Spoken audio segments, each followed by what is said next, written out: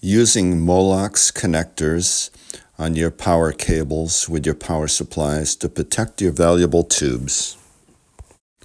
On my homebrew power supply, instead of having terminal lugs, I put in a 12-pin Molex connector so I could just wire the cables up one time and don't have to worry about burning out precious tubes.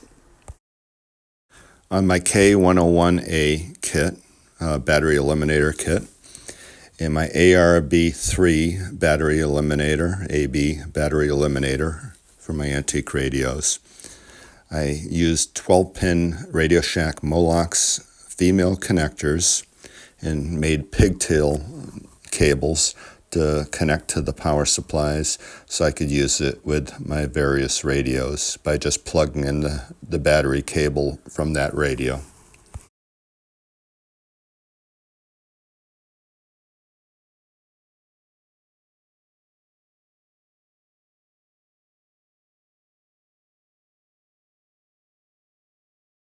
I also made a 10-foot extension cord for my battery sets with a 12-pin Radio Shack Molex connector, female on one end, male on the other end, so I could power radios across the room using one power supply.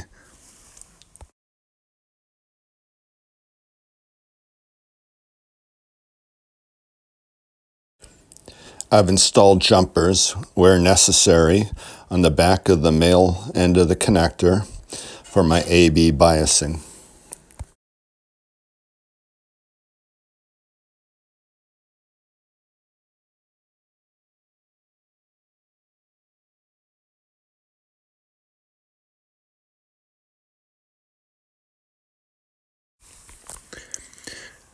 Connection of the battery cables to the antique radio receiver's terminal strips, opposite end from the connector.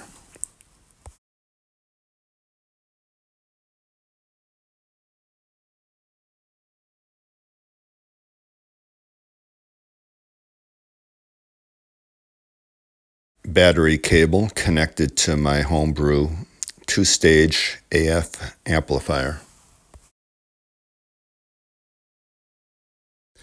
At the terminal strip on the AF amplifier, I also put a female connector, pigtail, so that I could plug in my Grebe CR8 into the plug on the terminal strip on the back of the amplifier. Whereas my K101 kit and my ARB3 battery eliminator has both A, B, and C power supplies for your A, B, and C voltages. My homebrew, I didn't design that way. It's only an AB eliminator. So I just hooked up a 9-volt battery clip on the end of the cable, and I just use either a 9-volt battery for my C voltages when I have a radio that needs a C voltage or a C battery, or I'll use the connector there that has a 9-volt connector and has 2 AA cells for 3 volts for my C voltage. The reason I make battery cables for each of my receivers with a male connector on the opposite end, it's quick and ease of use. Whenever you want to change another radio, hook up a radio for demonstration, you just plug it in, and that way you eliminate the risk of getting out a screwdriver or hooking up to a terminal strip and trying to do it quickly and making a mistake and crossing wires and burning out all those precious filaments of those tubes.